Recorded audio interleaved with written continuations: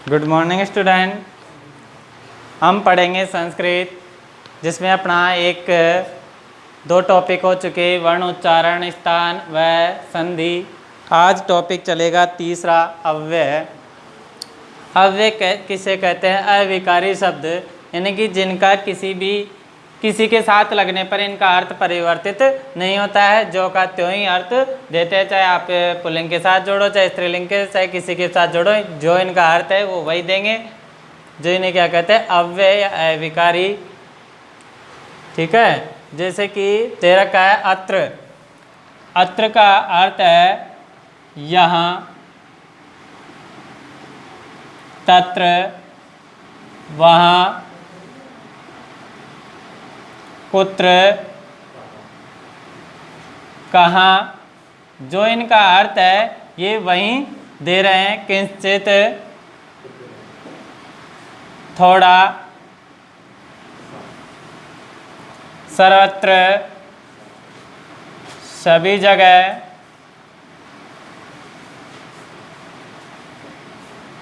अपि, भी, सहसा, अचानक, यथा, जैसे, स्वयं, कल। और है का अर्थ भी कल ही होता है, लेकिन ये स्वयं आने वाला कल होता है। ये बीता हुआ कल होता है।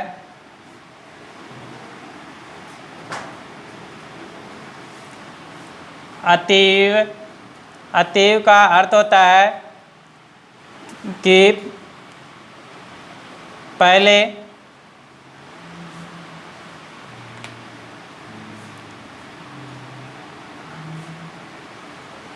अतीव, और एक होता है नूनम। अतीव और एक होता है नूनम। अतीव का अर्थ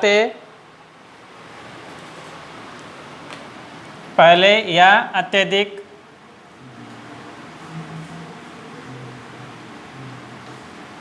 पूरा, पहले या प्राचीन काल।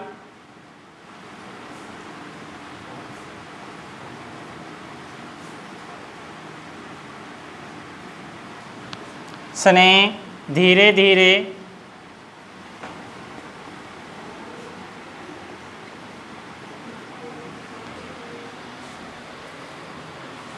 स्नेह, धीरे धीरे। खलु, निश्चयी।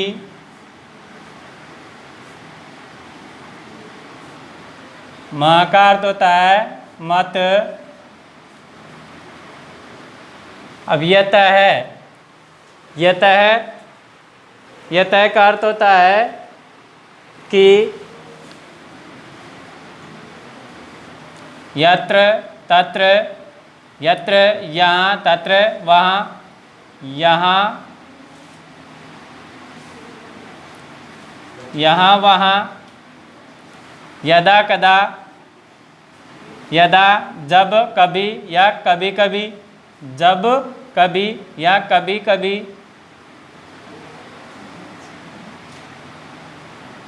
या होता है ता होता है जब तक, तब तक,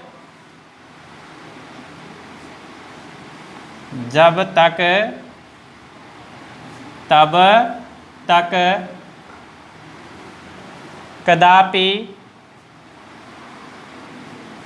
कभी भी। यदा, यथा, तथा, यथा जैसे, तथा वैसे, या जैसे जैसे,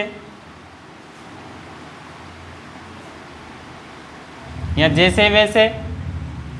उभयतः, दोनों ओर। उभयतः का अर्थ होता है दोनों और। सर्वत्र है, सब जगह है। परितः, चारों ओर। परितः का अर्थ होता है चारों ओर, निक्षा मीन्स होता है निकट। निक्षा का क्या अर्थ होता है? निकट। अंतरा, अंतरा का अर्थ होता है बीच में।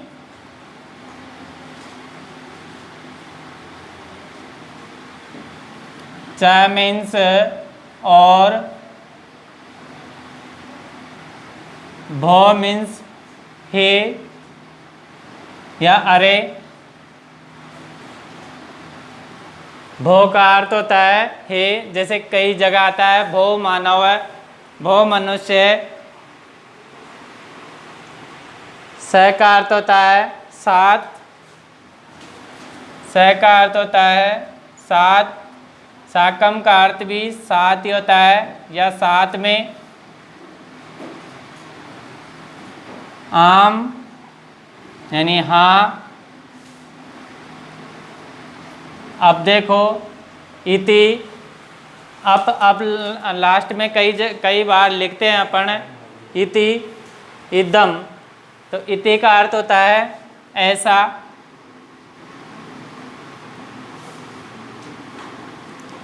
तदा तब। उच्च मीन्स ऊपर या जोर से।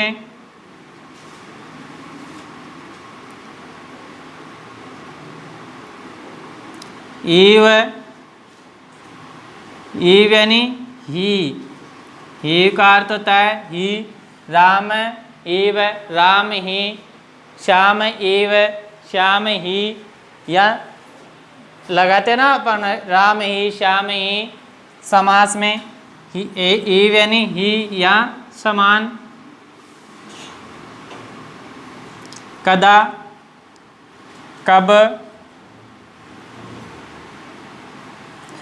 कुतः, कहाँ।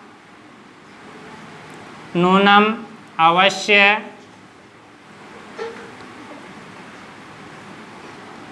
स्थितः, इधर उधर।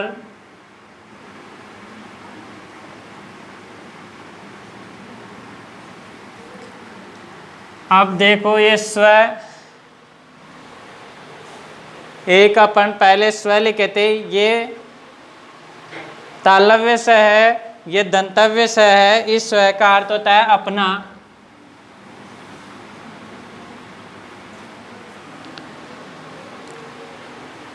अधुना, अधुना का अर्थ होता है अब।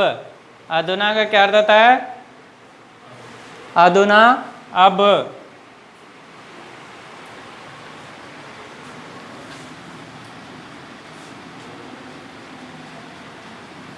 वृथा, व्यर्थ।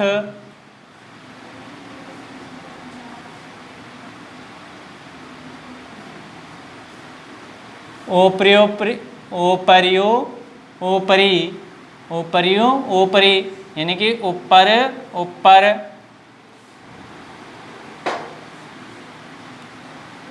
समय मीन्स निकट।